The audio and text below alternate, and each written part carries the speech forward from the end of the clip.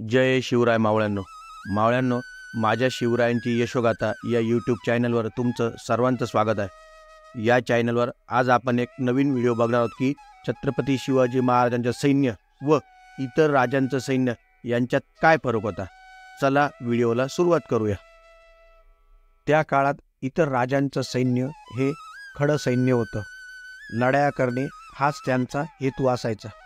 त्यांना दुसरं कमावण्याचं साधन नव्हतं. 12ही महिने सैन्य त्याच कामावर असल्याने घरापासून लांब असत. 12ही महिने सैन्य म्हणून असल्याने त्यांना जनतेशी देणं घेणं नसत. काही वेळा युद्ध लढायला जाताना सैन्य गावातून शेतातून जात. उभ्या पिकाचं नुकसान होत, रयतेचं नुकसान होतंय की नाही याचा काही विचार ना सुलतानशाह्या करत होत्या ना त्यांचं सैन्य. तसं महाराजांचं सगळ्याच सैन्य 12 महिने नव्हतं. बहुतेक शिपाई कुटुंबासोबत राहत असत, शेती करत.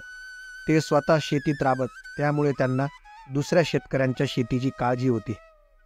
इतर सैन्याचा एकच हेतू असत, तो म्हणजे लूट करणे. इतर राजे सैनिकांना पगार न देता लुटीतला हिस्सा देत. त्यामुळे इतर राजांचं सैन्य जास्तीत जास्त लूट करण्यावर भर देत. स्वराज्य आल्यानंतर महाराजांनी हिस्सा देणं ही पद्धतच बंद केली आणि पगार देणं सुरू केलं. मग आता पगार फिक्स असणार तर मग सैन्य लुटालूट का करेल.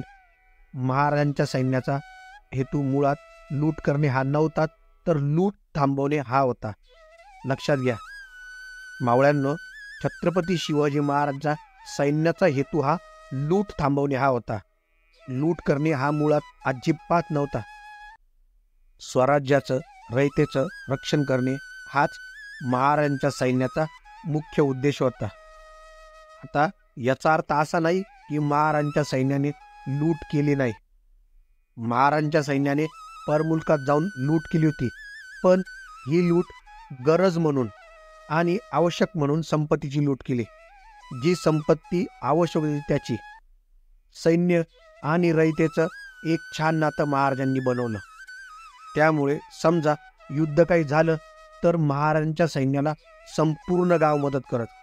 महाराजांचं सैन्य हे रयतेशी नम्रपणे वागत, त्यांच्या सुना लेकींशी आदराने वागत.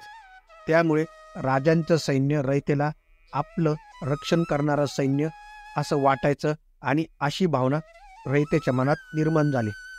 आता समजा महाराजांचं सैन्य एखाद्याच्या शेतातून गेलं, जर त्यांच्या पिकाचं काही नुकसान झालं तर महाराजांची अशी सक्त ताकीद असायची की त्या शेतकऱ्याचं पूर्ण नुकसान भरून द्यायचं. कोणत्याही शेतकऱ्याला त्रास होता कामा नये अशी महाराजांची ताकीद असायची. छत्रपती शिवाजी महाराजांच्या या आज्ञेमुळे किंवा छत्रपती शिवाजी महाराजांनी राबवलेल्या धोरणांमुळे रयतेला छत्रपती शिवाजी महाराज किंवा स्वराज्य किंवा महाराजांचं सैन्य हे आपल्या भल्यासाठी आहे अशी भावना निर्माण झाली.